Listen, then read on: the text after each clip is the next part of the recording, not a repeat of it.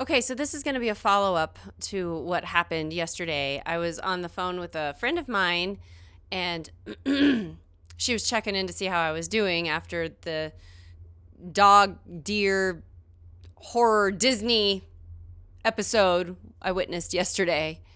And I was telling her kind of everything that had happened and all of this, and she said I should do a follow-up to what happened on YouTube. So I'm gonna try to kind of relay what I already told her to a bigger audience, because yesterday was just so crazy and chaotic that it probably deserves a little bit of a follow-up, because it took me, you know, I said that it was like early afternoon and I was still bothered by it. I was calming down, but it really, the whole day I was just upset by the whole situation. And then I met my parents. I met my parents for lunch, and I got a phone call, and it was within my area code, but I didn't recognize the number. But because of what happened, I answered it because I thought it could have had something to do with what happened with the dogs and the deer in the yard yesterday. So I answered, and it was the director of wildlife, I believe, who reached out. And she said to me, she asked me if I would be willing to voluntarily give a statement as a witness for the I guess it was the Department of Wildlife. And I was like, yeah, sure, I'm more than willing to do that. Just email me the document. I'll fill it out. I've got a lot going on today, so I'll do it late tonight and get it back to you. So everything, that was all going to be fine. And then I ran, picked up my eyeglasses that were done, grabbed those, and I went to my parents' house after, because I was going to do an MRI with Valium, kind of light sedation, and I needed a driver. So my mom was going to take me to my appointment. So we were getting ready to leave. My appointment I had to be there at 5:20, and so it's about 5 till 5. And Gloria, my neighbor, she texts me, and it didn't make a whole lot of sense. And I'm like, what is going on? So I'm like, can I just call you? She's like, sure. So I called her.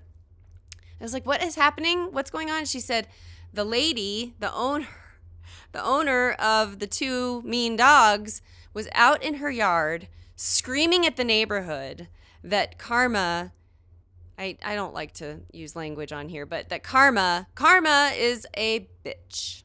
And she was just screaming it, I guess, over and over again. And I asked Gloria, I'm like, do we need to call the police? Like, what do we do? Anyway, Gloria informed me that she had previously worked with law enforcement down the line, and that she felt like, we'll just kind of see how it goes and where this goes in time, and just don't jump to anything yet. And so I trust her on that. I have respect for that work. I trust her on that. It's fine. But then I went to my MRI, and I took my first Valium, and then like 15 minutes later I took my second Valium, and then by the time I got in the MRI machine for my shoulder, I was pretty good.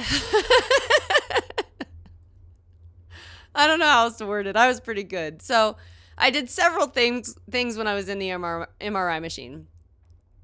First of all of what happened was still in my mind, and I was like, I got to push this out. I got to push this out as best as I can. I got to get rid of this. I can't think about this while I'm dealing with this right now. I just can't have that on my mind. So I was like pushing the thoughts away. And then, and I'm not going to lie, I'm a prayer. I like to pray for people.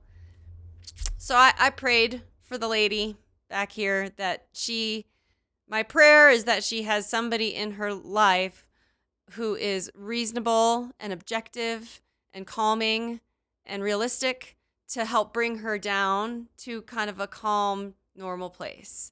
Now, I know we live in a crazy world, and people can go off on things that are just not worth going off on. But my prayer is that she has somebody in her life that will kind of rein her in if she doesn't have any way of doing that for herself.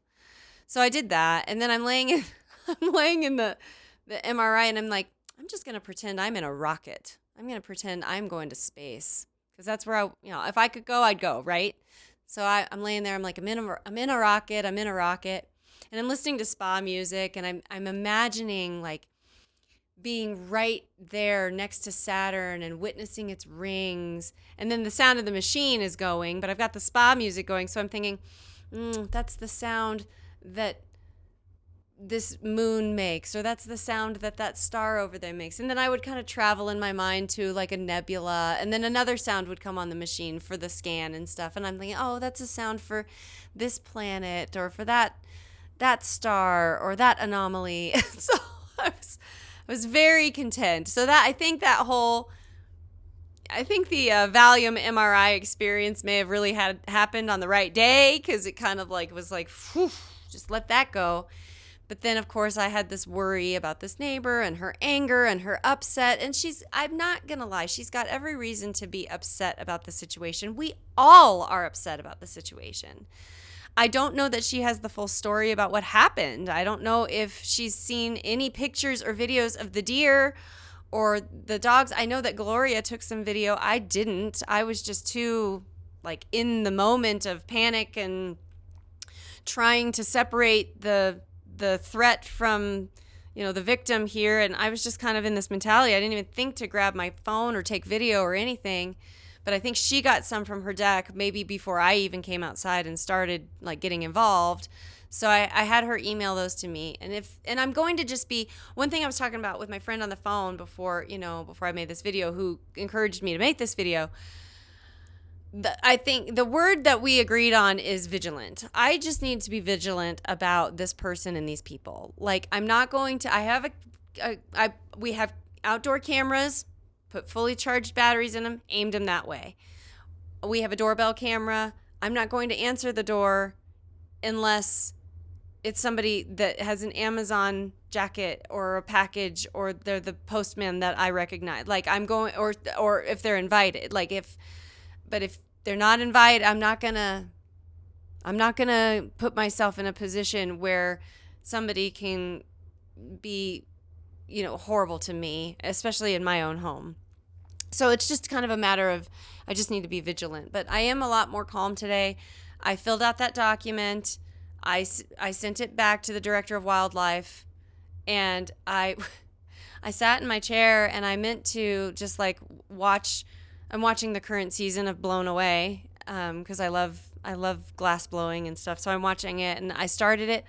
I don't think I got 10 minutes in before I fell asleep in my chair, and then I didn't wake up until 6:30, and I dragged myself up to bed. I'm like, I'm sleeping more. So I went up to bed, and I didn't wake up. My alarms woke me up probably about 9:45, but I didn't wake up. I didn't start getting out of bed till 10:15. I think I slept like 10 hours, nine and a half hours last night, which I absolutely needed after that whole day. Because when your day starts like that, even if it doesn't start like that,